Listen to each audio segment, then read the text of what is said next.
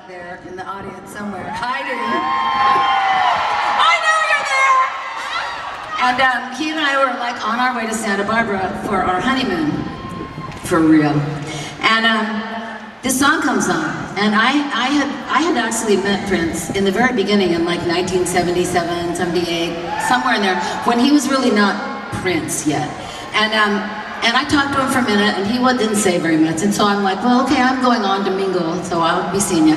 And so I never, saw him again for a long time. And then he became the guy.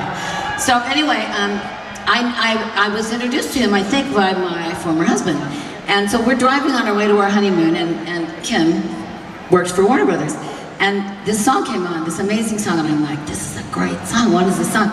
And he goes, well, he tells me what it is, but it's a secret so far. So I go like, okay, and I get my paper and pencil and I start writing a poem, right? And I'm like, oh my God, this is great. And I'm totally using his melody, just the melody. And so I've got this whole full-on poem. And he says, well, you can't do that, that's Prince's song. And I'm like, well, I'm doing it, and I've already done it actually, so we need to pull over to like a drugstore or a pharmacy or a Walmart or something and get a cassette player. He's like, okay, so we do, and we go to this hotel in Santa Barbara and we stay up all night and we write this song. And I think this is maybe possibly the best song I've ever written.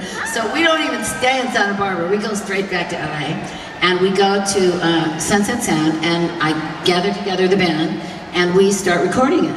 And we get a really good track going, and it's good. And I'm like, all of a sudden I go, hold up.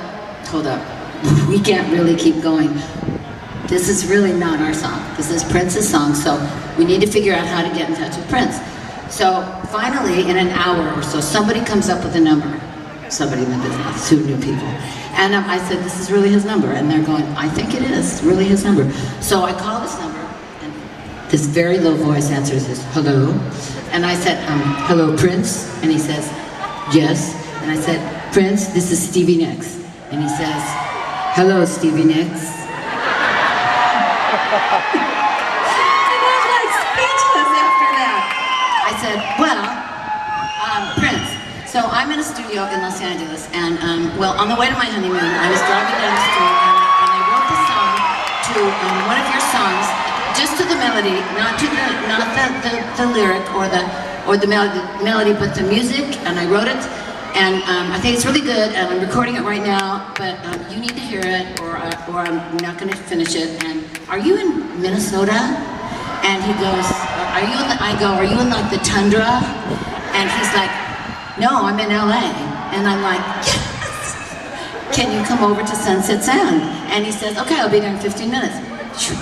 So 15 minutes later, Mr. Prince arrives in his complete regalia of purple velvet. And he walks in, and it is like stunning. And everybody's just like, he's outdressed all the girls.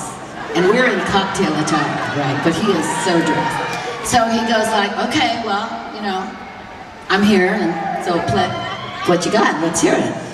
And I'm like, okay, we're gonna play it. So we play it, and I'm dying. And it's over, and I go, I don't even want to look over at him, and he goes like, I like it, it's great. And I'm like, you do? And do you recognize it at all? And he's like, kinda. And I said, well, it's Little Red Corvette. And he's gone, yeah, okay, I figured. And he said, it's good, I love it. So what else? What's next? And I said, well, can you play on it? And he goes, sure. And he goes out, he plays some keyboards, he plays some guitar, takes him about 45 minutes, and he's done. And he walks out and he says, okay, well, I'm done, and I think it's gonna be great, good luck with it, let me know, send me a copy. And he goes to walk out, and I think, okay, the hostess with the mostest, so I'm following him to his, I kid you not, purple Camaro.